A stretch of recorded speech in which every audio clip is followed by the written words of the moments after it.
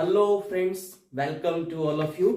आज के इस वीडियो में हम पढ़ेंगे न्यूट्रिशन इन ह्यूमन बीइंग। इससे पिछले वाले वीडियो में हमने पढ़ा था nutrition in plants and nutrition in amoeba. तो चलिए आज हम देखते हैं कि ह्यूमंस के अंदर न्यूट्रिशन प्रोसेस किस तरीके से कंप्लीट होती है। कि ह्यूमन कैसे ऑर्गेनिज्म होते हैं। ह्यूमन एक मल्टी सेलुलर ऑर्गेनिज्म है और ये ओमनिवोर्स भी होते हैं। तो यानी इनके पास पूरा एक वेल डेवलप्ड डाइजेस्टिव सिस्टम होता है, जो कि प्लांट्स के पास नहीं था। फोटोसिंथेसिस की थी उन्होंने। ऐसे ही हमने देखा अमीबा यूनिसेलुलर था, उसके पास भी कोई डाइजेस्टिव सिस्टम नहीं था। लेकिन क्योंकि ह्यूमन क्या है, एक मल्टी सेलुलर है, तो इसके पास पूरा एक डाइजेस्टिव सिस्टम होता है। और इस डाइजेस्टिव सिस्टम के दो पार्ट होते हैं। देखिए, एक होता है एलिमेंट्री केनाल और एक होता है डाइजेस्टिव ग्लैंड्स। तो डाइजेस्टिव ग्लैंड्स जो होती हैं ये एसोसिएटेड ग्लैंड्स होती हैं एलिमेंट्री केनाल के साथ। तो एलिमेंट्री केनाल जो होती है ये एक लॉन्ग ट्यूब होती है जो अराउंड 9 मीटर की होती है। और ये 9 मीटर की ट्यूब हमारी माउथ से लेके एनस तक स्प्रेड होती है। इसमें क्या क्या ऑर्गन आते हैं हमारे। माउथ इसका ओपनिंग पॉइंट होता है, फिर इसके बाद हमारा एक बक्कल कैविटी आता है, then pharynx, then food pipe, oesophagus कहते हैं इसे, स्मॉल इंटेस्टाइन, लार्ज इंटेस्टाइन और एनस पे जाके ये ट्यूब एंड हो जाती है। इसके साथ ही हमारी डाइजेस्टिव ग्लैंड्स होती हैं डाइजेस्टिव सिस्टम में। एक होती है हमारी सलाइवरी ग्लैंड्स। लीवर हमारा largest gland of the body होता है। पेनक्रियास ये भी एक ग्लैंड है जो कि second largest gland of the body है। और ये सब मिलके हमारा क्या बनाते हैं, डाइजेस्टिव सिस्टम बनाते हैं। एलिमेंट्री केनाल का सबसे पहला पार्ट जो होता है वो माउथ होता है। अब माउथ क्या है, ये एक ओपनिंग होता है between the nose and the chin. और माउथ के अंदर अगर हम जाते हैं तो एक स्पेस मिलता है, उस पूरे स्पेस को हम कहते हैं बक्कल कैविटी। और इस बक्कल कैविटी के अंदर आपको कई सारे ऑर्गन देखने को मिलेंगे, जैसे हमारे टीथ, जैसे टंग, और इसके अलावा हमारी सलाइवरी ग्लैंड्स, ये हमारे बक्कल कैविटी के अंदर ही प्रेजेंट होते हैं। अब देखिए टीथ की बात करते हैं। सबसे पहले हम टीथ जो होता है ये हमारा सबसे हार्ड स्ट्रक्चर होता है। इसका मेन काम क्या होता है, फूड को च्युइंग करना, क्रश करना और टेयरिंग करना, है ना। टीथ जो होता है ये हमारे सॉकेट ऑफ जॉ बोन्स, जो हमारे जॉ होते हैं उनकी बोन्स में ये फंसे रहते हैं। और इस तरीके के अरेंजमेंट को हम कहते हैं थीकोडोंट। देखिए ये क्या है, एक टर्म है, ऐसे कई टर्म्स आएंगे आपको। थीकोडोंट के अलावा हमारे ह्यूमन में डाइफियोडोंट जैसे कंडीशन देखने को मिलेगी, और एक हम हेट्रोडोंट होते हैं। ये 3 टर्म्स हैं, ये हमें याद रखने हैं। थीकोडोंट का मतलब होता है कि जो हमारे टीथ हैं जॉ बोन्स में फंसे हुए हैं। डाइफियोडोंट का मतलब होता है कि ज्यादातर मैमल्स में और ह्यूमंस में जो टीथ का अरेंजमेंट होता है वो 2 सेट में होता है। एक होते हैं हमारे टेम्परेरी टीथ, एक होते हैं हमारे परमानेंट टीथ। जो टेम्परेरी टीथ होते हैं ये हमारे मिल्क टीथ होते हैं, जो कि एक एज के बाद हमारे फॉल डाउन हो जाते हैं और फिर उसके बाद हमारे परमानेंट टीथ आते हैं। तो इस तरीके से ये डाइफियोडोंट वर्ड यूज किया जाता है। हेट्रोडोंट का मतलब होता है कि जो एडल्ट ह्यूमन होते हैं उनके अंदर जो टीथ हैं वो 4 टाइप्स के होते हैं। 4 टाइप्स के कौन से, जैसे incisor, canine, premolar and molar. अब ये डिफरेंट टाइप का टीथ अरेंजमेंट है, इसलिए इसके लिए एक वर्ड यूज किया जाता है हेट्रोडोंट। एक और चीज रह जाती है, टीथ के ऊपर एक बहुत ही शाइनिंग सब्सटेंस होता है जिसे हम एनामल कहते हैं। और एनामल जो होता है ये हमारी बॉडी का हार्डेस्ट सब्सटेंस होता है। डेंटल फॉर्मूला पूछा जा सकता है क्वेश्चन। तो टीथ का डेंटल फॉर्मूला क्या होता है हमारा, 2123/2123। देखिए 4 टाइप के टीथ थे, incisor, canine, premolar and molar. तो ऊपर हमारे 2 सेट होते हैं इस तरीके का, ये ऊपर का जॉ होता है, ये नीचे का जॉ होता है। तो एक सेट हमारा ये इस साइड होगा, एक सेट हमारा इस साइड होगा, ठीक है। यानी 2 सेट ऊपर होते हैं, ऐसे ही 2 सेट नीचे होते हैं टीथ के। तो ये ऊपर जो सेट है इंसीजर का, कैनाइन का, प्रीमोलर का, मोलर का, उसमें कितने टीथ होंगे, 2 1 2 3। ऐसे ही नीचे 2 1 2 3। टोटल हमारे ऊपर कितने हो रहे हैं, 8 टीथ हो रहे हैं। 2 और 1 3 और 2 5 और 3 8। 8 8 के यानी 2 सेट हो गए, 16 टीथ हो गए ऊपर। ऐसे ही नीचे हमारे 8 8 के 2 सेट हो गए, नीचे 16 हो गए, टोटल 32 टीथ हो गए। वहीं अगर हम बच्चों में बात करें तो बच्चों में प्रीमोलर एब्सेंट होते हैं, तो ये हो जाता है 2 1 0 2। यानी मोलर वाले में भी एक पेयर कम है, 2, क्योंकि मोलर वाले में हमारा जो विजडम टीथ है वो 25 एज के बाद आता है। 18 एज के बाद 25 तक या कभी भी आ सकता है 18 के बाद। तो ये बच्चों में प्रीमोलर एब्सेंट होते हैं और मोलर भी कम होता है। तो इस तरीके से 2102 अपॉन 2102, 2123 अपॉन 21। डेंटल कैरीज क्या होती हैं, इसे डेंटल डिके भी कहा जाता है। देखिए इसमें क्या होता है, ये जो इनेमल होता है ये पूरा इरोड हो जाता है। जब हम खाना खाते हैं तो खाने के फूड पार्टिकल्स कुछ यहाँ पे हमारे फंसे रह जाते हैं, जिसकी वजह से यहाँ पे बैक्टीरिया ग्रो कर जाते हैं। और ये बैक्टीरिया क्या करते हैं, यहाँ पे कुछ एसिड रिलीज करते हैं और उस एसिड से हमारा इनेमल जो होता है ये ब्रेक डाउन हो जाता है और वहां पे एक कैविटी बन जाती है। तो इस टूथ कैविटी को ही हम क्या कहते हैं, डेंटल कैरीज कहते हैं। तो कभी कभी क्या होता है कि जब हम खाना खाने के बाद ब्रश नहीं करते, रात को सो जाते हैं, तो ये बैक्टीरिया यहाँ पे ग्रो होते रहते हैं और प्लेक्स बना लेते हैं, फूड के साथ मिलकर एक लेयर बनाते हैं जिसे प्लेक्स कहते हैं। यहाँ इस प्लेक्स में ये बैक्टीरिया लगातार इंक्रीज होते जाएंगे, मल्टीप्लाई करते जाएंगे और बहुत सारे बैक्टीरिया बना लेंगे। फिर यहाँ पे बहुत सारे बैक्टीरिया की वजह से क्या होगा, बहुत सारा एसिड प्रोड्यूस होगा और उससे हमारा एनामल टूट जाएगा और कैविटी बनती चली जाएगी। इसी को हम डेंटल कैरीज कहते हैं। तीनों पेयर ऑफ ग्लैंड्स जो हमारे पास होती हैं ये सलाइवा सीक्रेट करते हैं। तो एक दिन में लगभग 1 to 1.5 लीटर हम लोग सलाइवा सीक्रेट करते हैं, 1 to 1.5 लीटर। और इस सलाइवे के अंदर क्या क्या होता है, एक बहुत ही इंपॉर्टेंट एंजाइम होता है जिसका नाम है सलाइवरी अमाइलेज और टाइलिन। ठीक है, इसके अलावा इसमें वाटर, म्यूकस, इसके अलावा कुछ मिनरल हो सकते हैं। इसके अलावा यहाँ पे एक और एंजाइम होता है जिसका नाम है लाइसोजाइम। ठीक है, ये सारी चीजें कहां पे होती है, सलाइवा में। कितना सलाइवा सीक्रेट हो रहा है, 1 to 1.5 लीटर। कितनी ग्लैंड सीक्रेट करती है, 3 पेयर ऑफ ग्लैंड्स होती हैं। अब इन सबके काम क्या क्या है, देखिए वाटर तो ये फूड को सॉफ्ट करने के लिए काम आता है, वाटर म्यूकस दोनों का सेम काम। मिनरल से होते हैं। लाइसोजाइम क्या करता है, लाइसोजाइम फूड में प्रेजेंट माइक्रोब्स या जर्म्स, ये उनको किल कर देता है। धूल मिट्टी कुछ भी आप खा लेते हो अंदर चला जाता है, वो लाइसोजाइम उन सब सारे जर्म्स को किल करता है। इसके अलावा ये जो टाइलिन एंजाइम है जिसको हम सलाइवरी अमाइलेज भी कहते हैं, इसका मेन काम होता है डाइजेशन करना।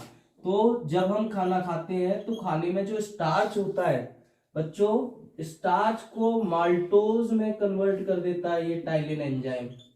ठीक है, स्टार्च को माल्टोज में, यानी जब आप खाना खा रहे हो तब वो खाना इतना आपको स्वीट नहीं लग रहा है, लेकिन थोड़ी देर अगर हम माउथ में उसको चबाते रहें तो वो हमें स्वीट लगने लगता है, क्योंकि स्टार्च जो होता है खाने का वो माल्टोज में कन्वर्ट हो चुका होता है और माल्टोज जो होता है ये थोड़ा सा स्वीट शुगर।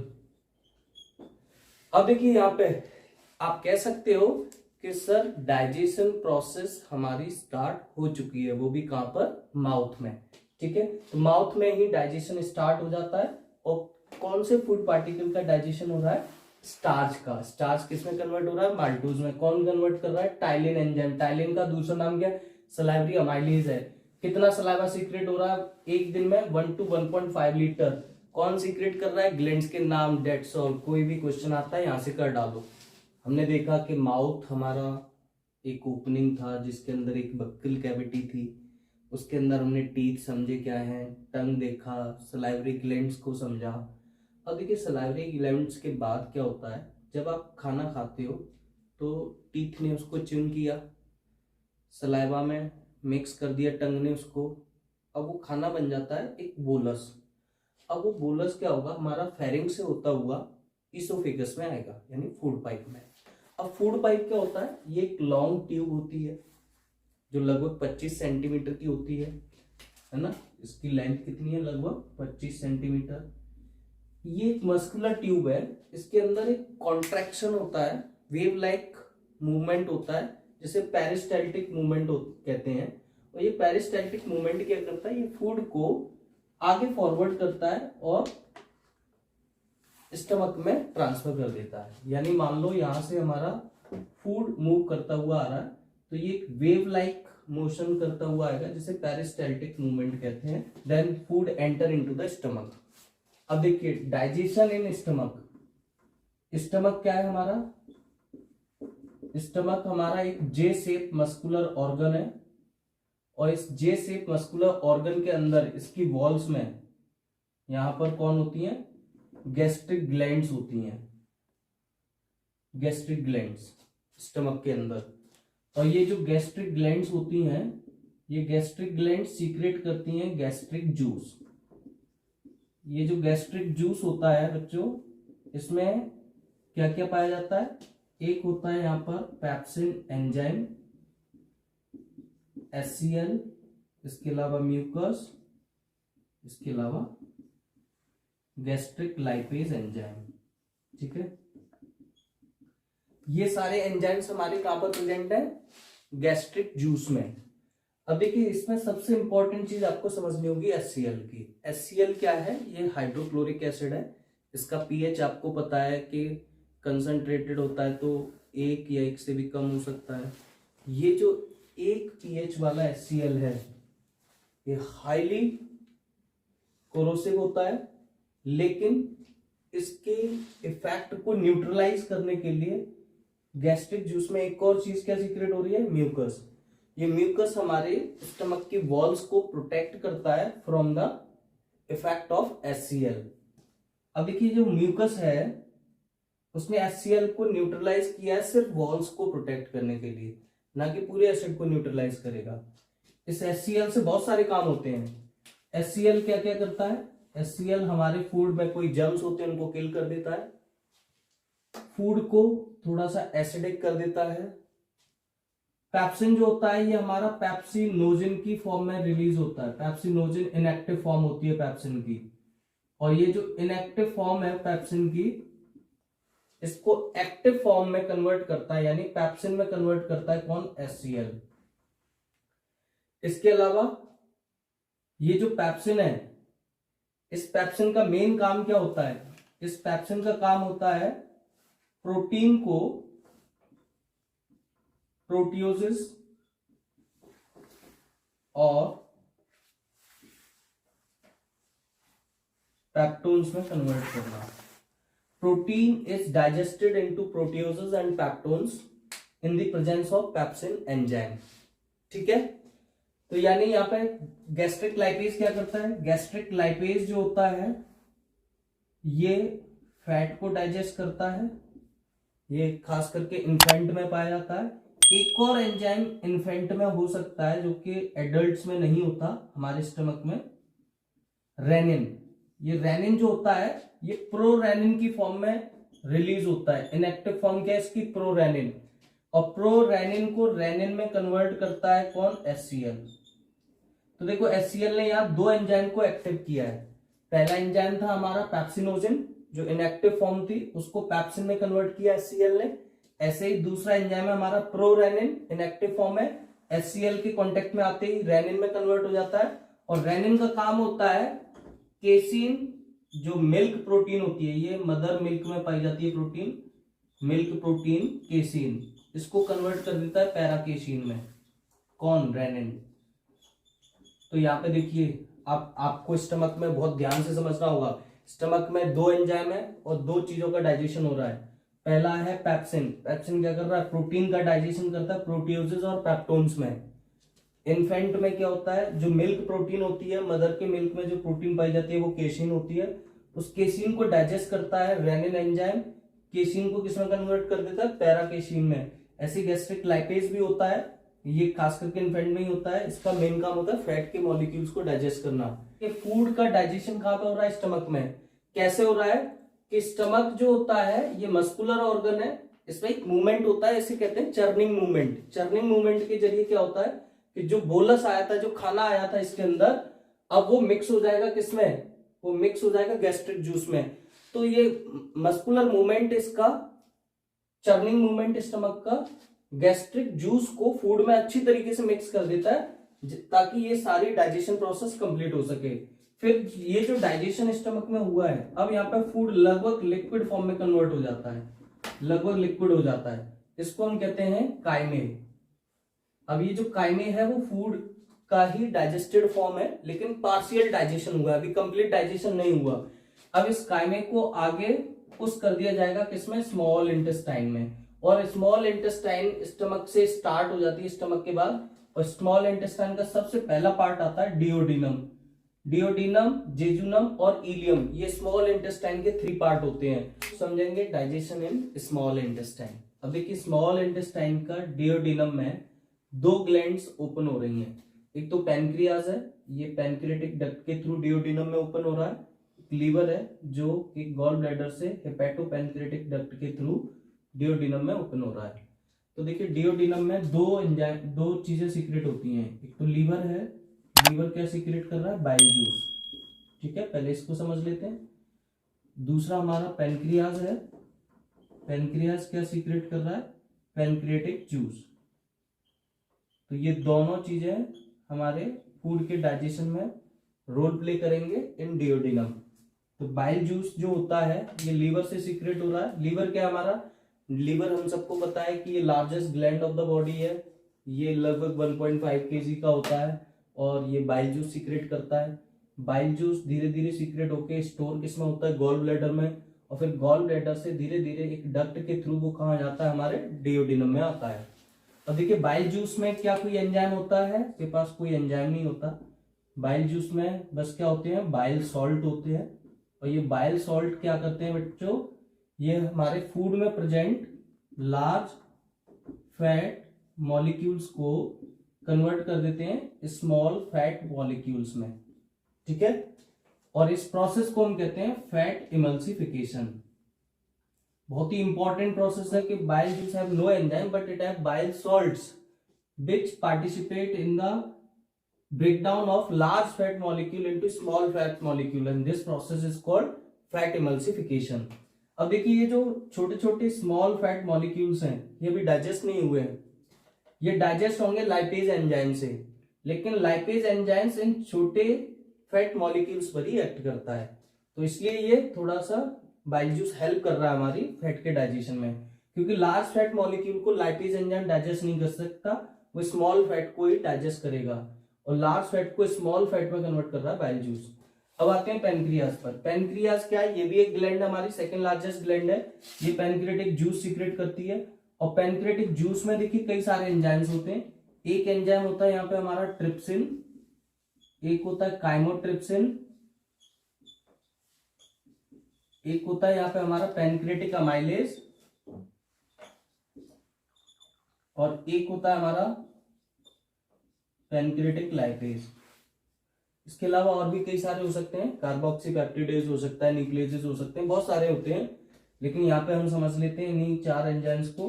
देखिए ट्रिप्सिन जो होता है, ट्रिप्सिन और काइमोट्रिप्सिन, ये क्या करते हैं, जो प्रोटीन हमारा यहाँ पे डाइजेस्ट हुआ था प्रोटियोजेस और पेप्टोन्स में, तो ये उनको, ये जो प्रोटियोजेस और पेप्टोन्स थे उनको डाइजेस्ट करके क्या बनाता है, पेप्टाइड्स बनाता है। ये पेप्टाइड्स में कन्वर्ट कर देते हैं, कौन, ट्रिप्सिन और काइमोट्रिप्सिन। अमाइलेज का फंक्शन हमें पता ही है, अमाइलेज क्या करता है, ये स्टार्च को डाइजेस्ट करता है जो कि माउथ में ही डाइजेस्ट हो चुका था, और कुछ बचा है तो वो यहाँ पर डाइजेस्ट हो जाएगा। लाइपेज ने क्या किया, फैट मॉलिक्यूल को डाइजेस्ट कर दिया। तो इस तरीके से हमारे डिओडिनम के अंदर पेनक्रिएटिक जूस और बाइल जूस की हेल्प से फूड का डाइजेशन हो रहा है। पेनक्रियास के बारे में एक और चीज हम समझ लेते हैं। देखिए पेनक्रियास क्या है, हमारा एक हेट्रोक्राइन ग्लैंड है। हेट्रोक्राइन ग्लैंड का मतलब है वो ग्लैंड जो कि एंडोक्राइन ग्लैंड और एक्सोक्राइन ग्लैंड दोनों का रोल प्ले करता है। ये जो पेनक्रियास है ये 2 हार्मोन सीक्रेट करता है, क्या, एक इंसुलिन, एक ग्लूकेगॉन। इंसुलिन जो होता है हमें पता है कि ये बीटा सेल्स ऑफ पेनक्रियास से सीक्रेट होता है। इंसुलिन का मेन काम होता है ब्लड में ग्लूकोज लेवल को बैलेंस करना, यानी ग्लूकोज, एक्सेस ग्लूकोज को ग्लाइकोजन में कन्वर्ट कर देता है।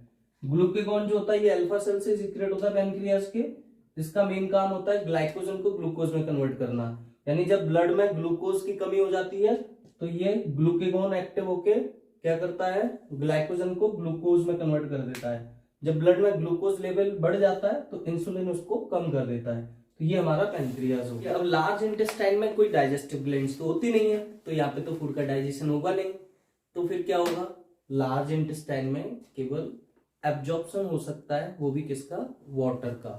तो जो भी अनडाइजेस्टेड फूड होता है वो हमारी लार्ज इंटेस्टाइन के सीकम में एंटर करता है, और सीकम से होता हुआ फिर कोलन में आता है। Colon is the largest part of the large intestine. तो कोलन से ऐसे जाएगा, फिर ऐसे ट्रांसवर्स मूवमेंट करता है, फिर डिसेंडिंग मूवमेंट करेगा और रेक्टम में जाके स्टोर हो जाएगा और एनएस के थ्रू इजेस्ट कर दिया जाएगा। स्मॉल इंटेस्टाइन में जो इलियम वाला पार्ट है, हीलियम में देखिए कुछ स्ट्रक्चर्स होते हैं जो फिंगर लाइक स्ट्रक्चर्स होते हैं, इन्हें हम कहते हैं विली। ये विली जो होते हैं it provide large surface area for the absorption of digested food particles. इनके अंदर हमारी ब्लड वेसल्स होती हैं, ब्लड वेसल्स के साथ साथ इनमें हमारे लैक्टियल्स भी होते हैं। ये लैक्टियल्स क्या है, देखिए जो डाइजेस्टेड फूड है वो ज्यादातर हमारा एब्जॉर्ब हो जाएगा सारा ब्लड में, लेकिन जो फैट पार्टिकल्स होते हैं, जो फैट होते हैं, फैटी एसिड और ग्लिसरॉल, ये हमारे एब्जॉर्ब होते हैं लैक्टियल में। लैक्टियल क्या होता है, ये लैक्टियल एक वेसल है जिसके अंदर क्या फ्लो कर रहा है, लिम्फ।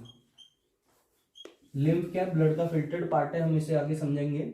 तो इस तरीके से यहाँ पे हमें बस ये समझना है कि फैट का जो एब्जॉर्प्शन होता है वो लैक्टियल में होता है, यानी लिम्फ में होता है। बाकी सभी फूड पार्टिकल का एब्जॉर्प्शन हमारा किसमें होता है, ब्लड में होता है।